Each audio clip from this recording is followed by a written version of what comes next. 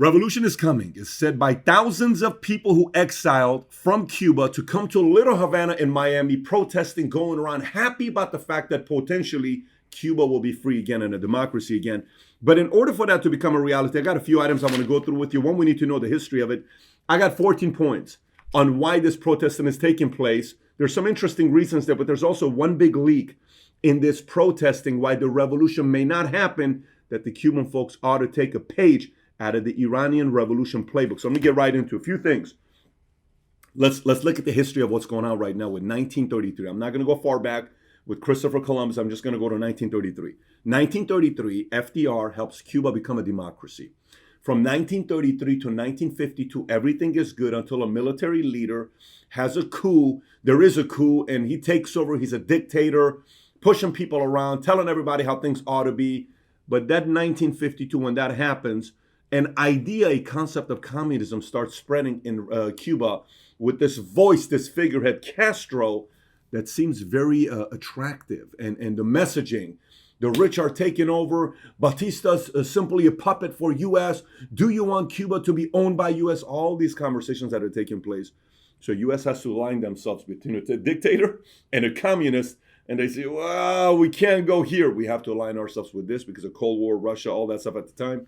They align themselves with this. Castro uses that. 1959, he takes over. The place becomes a communistic regime. From 59 and 62 is the heat of the Cuban missile crisis. Kennedy's thinking about attacking. Generals are saying do it. They see the images of nuclear weapons. The Cuba's thinking about who to align themselves up with. There is this embargo, which is the highest level of sanctions that U.S. cannot do business with Cuba, and any of their allies cannot do business with Cuba. It gets very ugly. Long story short, Castro takes advantage of this, and while the sanctions are given to them with an embargo, typically a couple things happen when there's an embargo. When you have an embargo and you tell sanctions, like let's just say U.S. gave sanctions to Iran. You can't do business with Iran, all this other stuff, right? But what Iran does is, wait a minute, you don't want to do any business with us? No. Iran either is going to experience a revolution because of people revolt, or Iran has to go and find another ally. Iran goes and signs a 25-year contract, $400 billion. With who? With China. Same thing happened during that time where Castro saying, wait a minute, you don't want to be an ally even though we're neighbors with you? No problem, U.S. Guess who I'm going to go be an ally with in that time, in the early 60s? You know who? USSR, your number one enemy. So whenever you push back with embargo, that country has a choice. Either revolution takes place, which the people, takes a lot of work for that to become a reality, or that country has to go find another person to align themselves up with, another country to align themselves with. And that's kind of what happened during that time with Castro. Next, in 1980, Jimmy Carter is a president, and Jimmy Carter is going after two countries. One of them is Cuba, the other one is Iran. And in Cuba, it's like, hey, it's not fair what you're doing. It's not fair what's going on. So finally, Castro opens it up. In 1980, sends 125,000 refugees to Miami, and then closes it up again. And he sent a lot of the political prisoners, a lot of people that he didn't like, he sent them up there. So that's what happens in 1980. During that time, I think Miami had an unemployment rate of 50% the next 12 months. It was a pretty rough time during that specific period, but that's what happened. Next continues, Clinton comes back. During his time, he says, listen, this embargo is no longer happening. We should put a stop to it. Why are we still doing this? Castro ends up shooting down two planes that were against his regime. Then they said, okay, I think we got to continue this embargo. So then in 2008, his brother Raul Castro takes over. Business as usual, same philosophy. Fast forward to Barack Obama becoming the president. Gradually starts talking about nothing's really going on in Cuba. Why are we so upset with them today? They're quiet, they're harmless. Why don't we lift the embargo? Let's lift the sanctions. He does.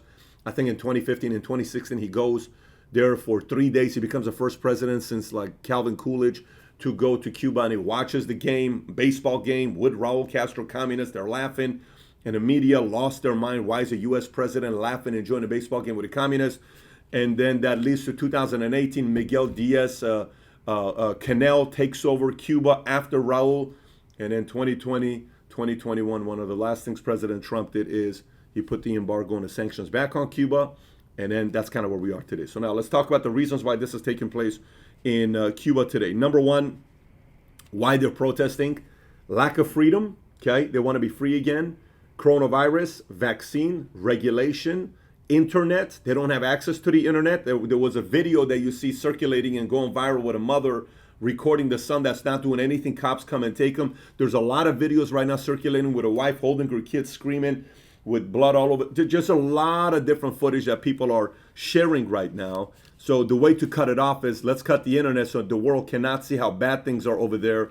And it's not pretty what they're doing. The way they're pinning the people against each other, it's nonstop. Inflation's obviously out of control. I mean, it's to the point where a bit of the revolution got the president to lift food, medicine, customs restrictions after protests, because if a doctor makes $40 a month in Cuba, let me say this one more time, a doctor in Cuba makes $40 a month, but if you want to buy 10 Tylenols, it's worth $100. How do you do that? How do you buy Tylenol? So it's out of control with the cost that they had there. The president obviously blamed U.S. for the sanctions and the embargo, and it's not our fault. It's not the fact that we're doing it. People are not protesting here because it's Cuba Libre, and they don't want liberty. It's more because it's U.S.'s fault, right? Lots of problems, back to back to back to back to back. It's constant. And here's a challenge with governments like Cuba and Iran. If publicly you protest against the government and the regime, good luck with your career. It's as if to give you the analogy here, it's like on your credit score. You know how they say in U.S. when you get a bankruptcy, stays on your credit for 7 years? When you get a mark like this where you protest against the regime, it stays on your credit with that regime for the rest of your life. So you're better off not saying anything. Don't go out there and protest. To the fact that people are protesting, one of our guys here said one of the best things about why he believes the protesting is taking place, and that's Paul. He said it's because the people in Cuba are more educated. They're getting educated. They're understanding the concept of freedom. They want to be free, and I fully agree with them. The fact that people are sitting around saying, this is what I want to do. I want to be free. Why are we not fighting for freedom? Why can't we be free like other places? And education can do that. This is why a lot of countries are doing whatever they can to not allow their people to get educated by not giving them internet access, not giving them ability to see what else is going around the world. So now here's the problem. Let me go back to the problem. This is the problem that we're looking at with this, the protesting. It's by the people, and it's real, and it's not something that is just a 1 day, 2 day thing, but they're missing one thing. There is no unifying voice. None. When Iran had happened, they had a unifying voice. When it happened in other countries, they had a unifying voice. There is nobody behind them to rally behind. So what you want to do this? Who's going to replace Miguel Diaz-Canel? Who? Who do you have that's going to replace him? You need one voice. You need one person that's standing up and people are saying, I want to get behind this person here. And by the way, another thing here that I want to throw in there for you to be thinking about is the following. Somehow Elon Musk gets into this conversation. You know Elon Musk's Starlink that he's working on, the satellite that he wants to provide internet for the world. And, hey, I want to make sure the world gets free internet. And the connection they have is they have the satellite, but you need the machine that's $400, which is going to be still a little bit complicated. But how do you do it? Do you drop some of those things into Cuba? Here's the thing long term. Do you know how many nations don't want their people to have free access to the internet? Many of them. Because if they do and their people get educated, do you know what happens with revolution? Goes to a whole different level if it gets to that point. So I totally feel for the people of Cuba.